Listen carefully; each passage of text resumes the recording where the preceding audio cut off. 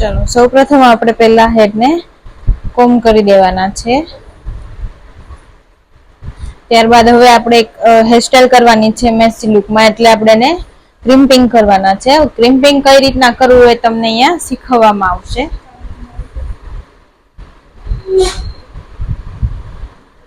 ફૂલ હેરમાં crimping કરવા માટે પહેલા ફૂલ હેરનું ડબલ પાર્ટેશન કરી દેવાનું છે.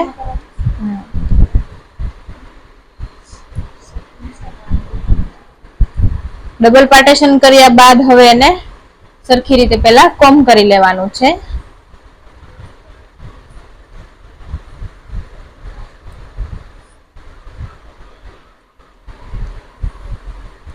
સરખી રીતે કોમ કર્યા બાદ નીચેથી એકદમ પતલી ફ્લિપ્સ ને આપણે એક સેક્શન કાઢવાનું છે. આટલું સેક્શન કાઢ્યા બાદ હવે આપણે એને વધેલા હેરને અહીંયા ઉપર લોક કરવાના છે.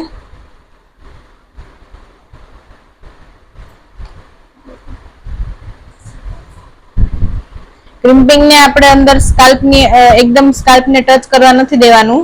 એકદમ નજીકથી કરીને ફટાફટ આવી રીતના લઈ લેવાનું છે મશીન. જો મશીન અંદરથી વરાળ સ્કાલ્પમાં જશે તો ક્લાયન્ટને દાજી જશે, એટલા માટે આપણે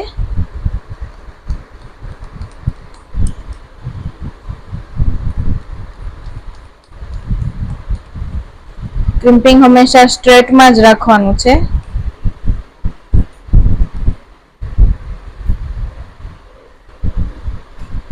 એવી જ રીતના આપણે ઉપરનું પાર્ટેશન લઈને ક્રિમ્પિંગ બેસાડવાનું છે. હાર્ડ હેરસ્ટાઈલ કરવા માટે આપણે હાર્ડ ક્રિમ્પિંગ બેસાડવું પડે, અને એકદમ હાર્ડ ન હોય તો આપણે એકદમ લાઇટ ક્રિમ્પિંગ બેસાડવાનું છે, જેથી કરીને ક્લાયન્ટના હેરમાં બેસી ન જાય.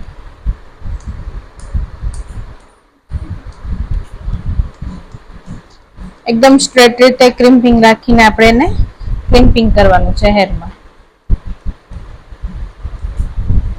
ક્રિમ્પિંગ કરતી વખતે ક્રિમ્પિંગ વચ્ચે કે બાકી ન રહી જાય એનું ખાસ ધ્યાન રાખવું.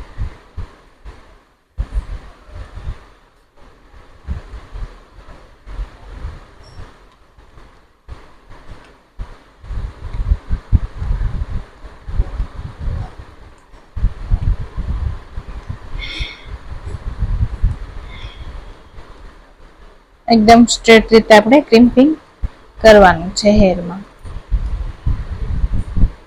આપણે મીડિયમ લોમાં આપણે ક્રિમ્પિંગ બેસાડી રહ્યા છીએ. હાર્ડ પણ નહીં અને લાઇટ પણ નહીં.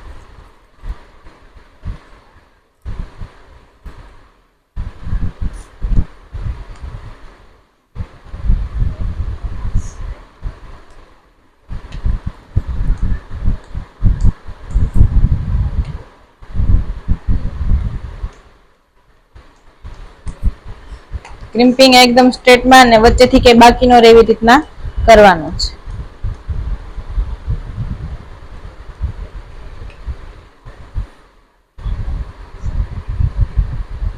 બોલીશું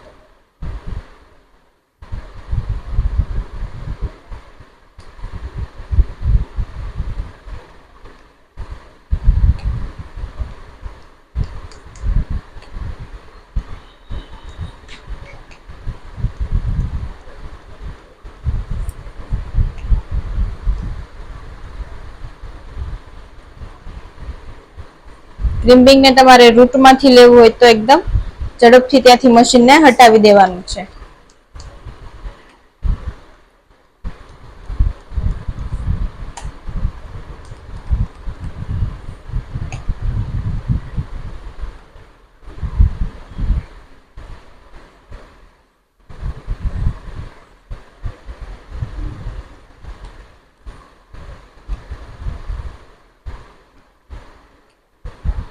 મેસી ચોટલો કરવાનો છે, એટલા માટે આપણે ફૂલ હેરમાં ક્રિમ્પિંગ બેસાડવું પડશે.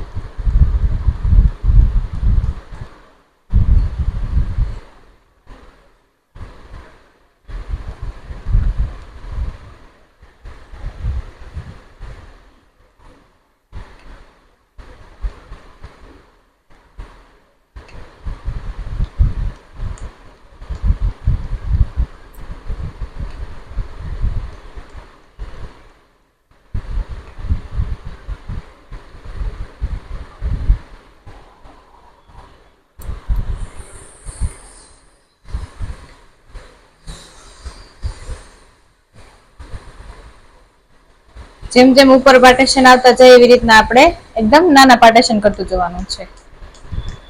જેટલા મશીનમાં ચાલે એટલું જ પાર્ટેશન લેવાનું છે, જેથી કરીને ક્રિમ્પિંગ સરખું બેસે.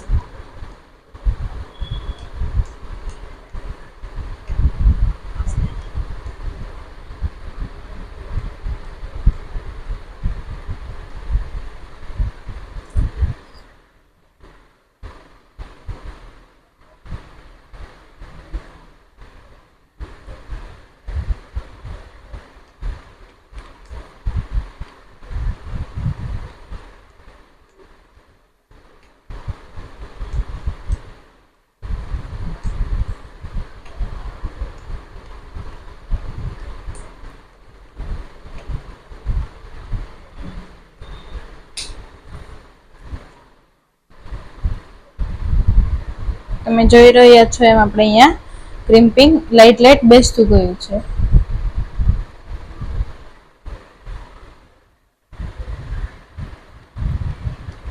જેમ આગળ વધો એમ સેક્શન એરિયા આપણે ટૂંકો કરવાનો છે, જેથી કરીને મશીનમાં સરખી રીતે બેસી શકે.